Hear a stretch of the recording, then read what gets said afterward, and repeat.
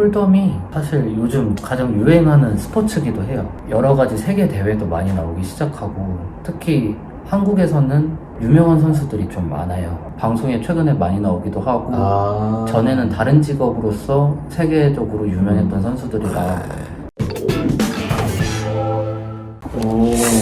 어때? 이렇게 시작하는 건 원래 그 단칸방부터 시작하는 그런 바이브 있잖아요. 폰으로 시작을 해서 나중엔 대형 장비까지 가는 그런 간지. 저는 카메라가 이렇게 보는 게 좋은 것 같아요. 하준이 얼굴이 그렇게 나오는 게 중요한 거잖아. 지금 그게 중요한 게 아닙니다. 저는 그게 중요해요. 컨텐츠가 중요하죠. 컨텐츠가. 자, 이제 아무튼 첫 게스트예요. 하준이 그래도 200명이 보고 있습니다. 하기 싫은 거 아니죠? 아니, 근데 되게 생방송처럼 하세요? 아니, 생방송 편집 다 되지. 그러면은 일단은 하준 매니저님은 저희 이제 부동산에서 상가 사무실을 전문으로 하고 있고, 안녕하세요 사장님, 부동장입니다. 이거 같이 해야 돼요, 하준. 내가 왜 같이 게스트로 아니 같이 해야 돼요. 어떤 유튜브에서 게스트로 같이 하려고 같이 운영하는 것도 아니고. 그리고 사실 사무실에서 사람들이 왔다 갔다 하는데, 그러고 나서 이제 재성매가 저를 소개하는 거 아니에요? 부동장입니다. 예. 자, 오늘은 신사동의 홀덤펍 매물인 홀덤펍에 대해서 이제 계약 이야기를 한번 해볼까 합니다. 이제 새롭게 구하시는 사장님들이 이 영상을 보신다면은 많이 도움이 되실 거고, 계약 진행할 때 특약 사항이라든지 체크하시는 좋은 부분, 그런 거를 좀 얘기를 나눠볼까 합니다. 일단 건물 외관은, 이 건물 외관이 이게 맞나요? 맞아요. 지금 1층에 이 상가도 그대로 있는 거예요? 그대로 이거는 지금 변경된. 변경됐어. 유동인구가 굉장히 많겠네요. 압구정 로데오의 바로 앞에 있는. 중앙 부분이니까 상가가 아무래도 우리나라에서 가장 발전된 곳이기도 하고, 그래서 사람이 많죠. 사람이 굉장히 많고 수요와 공급도 많고. 어쨌든 외부는 요렇고, 이제 내부 지금은 마사지 샵으로 운영 중이에요. 맞나요? 계약하기 전에는 이제 마사지 샵이었죠. 이게 샤워실인가요? 네, 맞아요. 이게 이렇게 4개나 있어요? 샤워실이. 여기는 이제 그 룸이고 좀 어두컴컴한 인테리어였네요. 네, 맞아요. 평수는 몇 평 정도 나왔죠? 50평에서 60평 사이인데, 60평. 압구정 로데오 초역세입니다. 그리고 임대인하고 임차인이 어떻게 만나셨고 성향이 어땠는지를 좀 설명드리기 전에, 손님은 어떻게 만났나요? 광고 플랫폼을 제가 매물을 올렸고, 그 매물을 통해서 이제 지금 이 매물 말고 다른 매물로 연락이 왔는데, 원래는 다른 매물로. 그래서 이제 그 조건을 대략적으로 듣고 그 다음에 소개시켜드린 매물이 이 매물이에요. 그랬구나. 그러면 총 미팅은 몇 번 정도? 2번 했습니다. 2 번에 매물이 괜찮아서 이제 바로 진행이 된 네. 그런 이야기고, 임차인은 되게 이제 말씀하시기로 좀 적극적이고 새롭게 이제 오픈을 하신다고 하셨어요. 맞나요? 맞아요. 맞고, 임대인의 성향은 좀 어땠나요? 임대인분은 조금 단호한, 되는 건 되고 안 되는 건 안 되지만, 그래도 조금 임차인을 위해서 뭐 이것저것 좀 신경을 많이 써주시는 스타일이긴 해요. 업종에 대해선 협의가 좀 수월했고, 다만 이제 렌트풀이나 인테리어에서는 좀 단호하신 편이었다. 이 부분에 대해서 협의가 조금 에너지를 많이 쓰셨었겠네요. 렌트풀이에서 조금 신경을 많이 썼던 것 같아요. 그럼 보증금이 6천이면은 상가 임대차 우선 변제금에 해당이 안 되는 금액이잖아요. 네, 맞아요. 근데 보통 이제 월세가 좀 높은 매물들은 다 보증금이 이제 1억 막 이렇게 설정이 되잖아요. 근데 그런 부분에서는 우선 변제를 못 받는데, 진행하는 과정에서 어떻게 좀 이루어지나요? 보통은 이제 보증금이 대부분 높고, 그리고 기준가에 대한 금액도 많이 보기 때문에 일단 설명을 한번 드려요. 이 금액대는 최우선 변제권에 해당되지 않는다. 그러면은. 네, 그래도 일단 진행 어떻게 하실 건지에 대해서 여쭤는 보지만, 어떤 매물에 가서도 금액대 자체가 기준권에 어디서도 다 해당이 되지 않으니까 어쩔 수가 없는 그냥 상황입니다. 그렇구나. 감안을 다들 하셔야 돼요. 다들 감안을 하고 진행을 하고, 그래도 어쨌든 저희 진행할 때 뭐 추정가랑 등기부등본 권리사항 이런 거는 확인하고. 그렇죠. 저희가 등기 보고 그리고 토지 추정가도 보고 주변 시세를 본 다음에 네네네.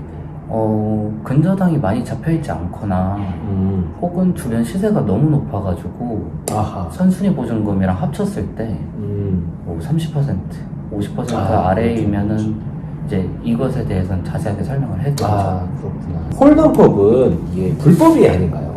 홀덤법이 불법인 경우도 있고 합법인 경우도 있는데 기준은 돈이에요. 실제 돈이 오고 가는 거에 따라서 도박이 되느냐 도박이 되지 않느냐의 차이인 거고 저희도 뭐 그냥 단순한 게임을 하더라도 네네. PC 게임을 하더라도 이게 돈이 오고 가면 그건 도박이거든요. 그런가요? 네. 근데 홀덤법도 똑같이 돈이 오고 가지가 않는다면 불법이 아닌 거죠. 그거는 이제 사장님들이 재량껏 알아서 사업을 하시겠네요.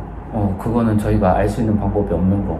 그래서 네. 저희는 이제 진행이 가능한지에 대한 이제 권리 분석만 해드리고, 뭐 그런 부분만 이제 체크해드리고 나머지는 알아서 이제 사장님들이 진행하시는 거고. 그게 맞죠? 네. 이렇게 짚어드리는 부분만 짚어드리고.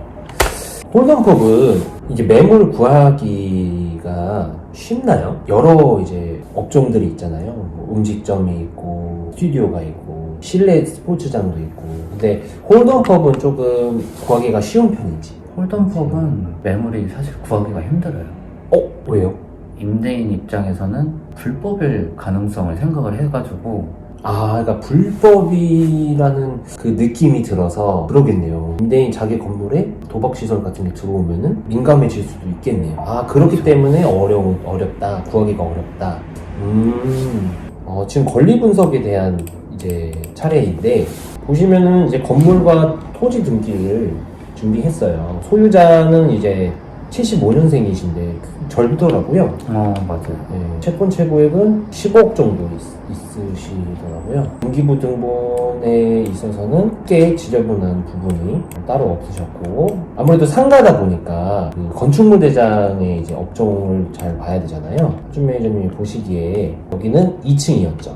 네. 주차장은 5개 세대까지 됐네요. 이제 위반 건축물은 아니네요. 이제 2층은 제2종 근린생활시설인 학원이라고 돼 있는데 홀덤법이 들어갈 수가 있는 건가요? 사업자를 어떻게 내시냐에 따라서 이제 저희가 움직여야 돼요. 사업자 등록증을 보고 만약에 기존에 있다면은 업태를 보고 저희가 움직이면 되는데 업태가 없다면 저희가 어떤 업태로 나올지 추측을 해야 되거든요. 그렇구나.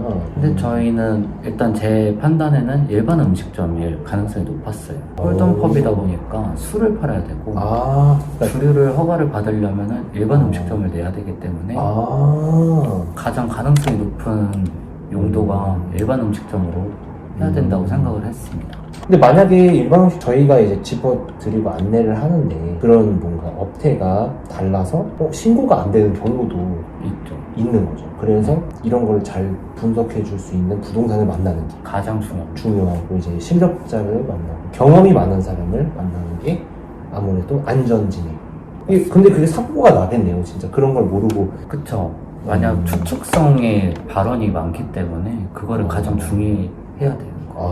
근데 어쨌든 학원은 그게 된다는 거죠. 지금 여기서 건축물대장에서 가장 포인트는 근린생활시설 이었고, 이게 2종인지 1종인지 또 구분을 지었어야 됐고, 근데 다행히 학원은 제2종 근린생활시설인데 일반 음식점도 제2종 근린생활시설이에요. 그래가지고 일단 용도로서는 문제가 없다라고 판단이 된 거고요. 계약서는 이게 본 계약서는 아니라고 하더라고요. 자세한 특약사항은 이제 지금 준비가 안 돼서 따로 첨부를 해서 지금 화면에 막 나올 거예요. 여기 딱 하면 이렇게 이제 제가 띄울 거거든요. 그래서 이제 특약사항이 굉장히 많은데, 현 시설물 상태에서 임대차를 한다가 언제 받는지 이게 일단 가장 중요한 핵심이거든요. 그렇구나. 네, 이게 원상복구에 대한 내용도 들어가기 때문에 언제 받는지가 가장 중요합니다. 원래는 월세가 더 높지 않나요? 원래는 550만 원으로 임대인분께서는 임대를 원하셨어요.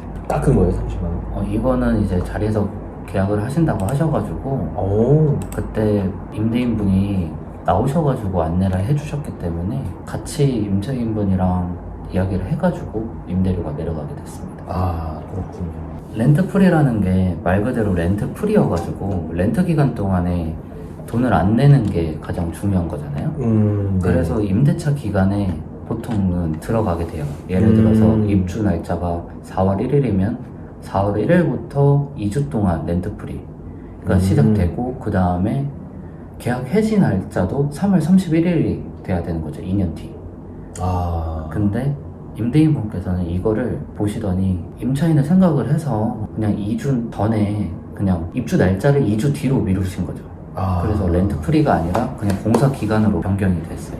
그래서 이제 결론을 좀 이제 얘기해보자면은 구하시는 입장의 사장님들께서는 업종 업태에 대해서 잘 안내를 할 수 있는 부동산을 만나는 게 중요하고 매물 상태에 대한 체크를 잘 하시고 안내를 할 수 있는 부동산을 잘 만나시는 게 포인트고 또 매물이 귀하기 때문에 이런 매물을 잘 찾아줄 수 있는 부동산 임대인 입장에서는 불법으로 보일 수 있지만 홀덤이 사실 요즘 가장 유행하는 스포츠기도 해요. 여러 가지 세계 대회도 많이 나오기 시작하고 특히 한국에서는 유명한 선수들이 좀 많아요. 방송에 최근에 많이 나오기도 하고 전에는 다른 직업으로서 세계적으로 유명했던 선수들이 나오고 건전한 스포츠다. 네. 좀 이렇게 임대인에게 잘 뚫을 수 있는 사람을 만나는 게 중요한 것 같네요. 자, 이렇게 홀덤법이나 상가를 구하시거나 진행해서 궁금하신 부분이 있으면은 댓글로 남겨주시고 오늘 어떠셨나요? 처음 이렇게 저의 게스트로 출연하셨는데 진행이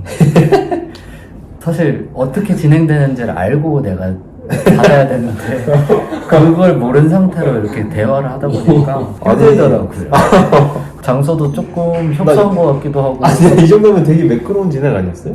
내가 어떻게 진행하는지를 미리 알았으면 좋겠다라는 게 가장 중요하지 않을까. 제가 너무 무대뽀로 부르긴 했네요. 맞아요. 다음번엔 좀 저도 일하다가 도중에 왔어요. 네, 다음 시간에 뵙겠습니다.